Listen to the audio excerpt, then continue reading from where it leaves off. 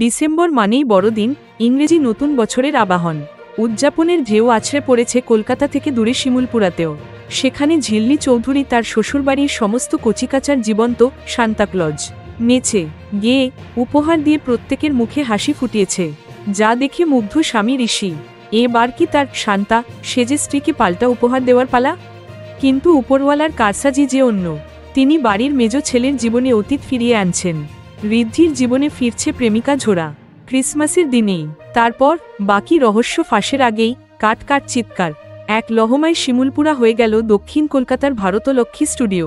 এতক্ষণ ধরে বর্ণিত ঘটনার সবটুকুই সেই স্টুডিওর সেটে ঘটছিল, যার সাক্ষী আনন্দবাজার অনলাইন।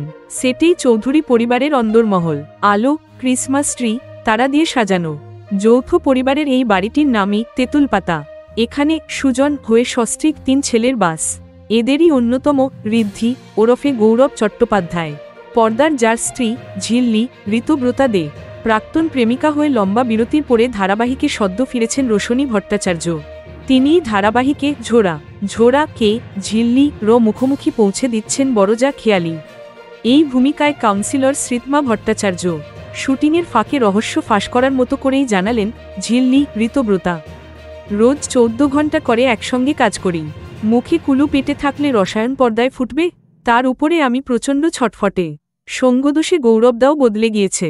কথা শেষ করে হেসে ফেললেন তিনি। পর্দায় তো এত হাসাহাসির উপায়ই নেই, বাস্তবের মতো পর্দাতেও বোধ হয় ঋষি গুরুগম্ভীর। তার উপরে প্রতি সপ্তাহে প্রতি পর্বে এত মোচড়। দাবি নায়িকার, কোনো পর্বে কলেজের বিশেষ অনুষ্ঠান। ঝিল্লি আবার পড়াশোনা শুরু করবে। সেই পর্ব মিটতে না মিটতেই সুইমিং পুলে জলে ডোবার শুটিং। তারপরেই ঋষির ঝোড়া জলের বিজ্ঞাপনের হাত ধরে বাড়িতে প্রাক্তনের আগমন।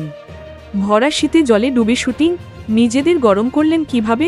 দুষ্টু প্রশ্নের দুষ্টু জবাব হওয়া উচিত ছিল।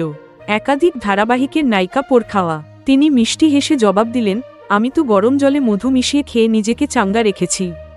গৌরবদা বরং আমার থেকেও বেশি কেঁপেছে।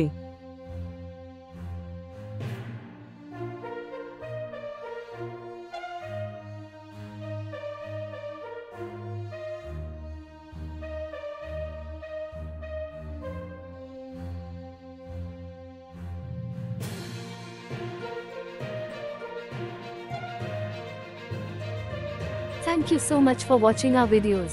Please do like, share, and subscribe our channel.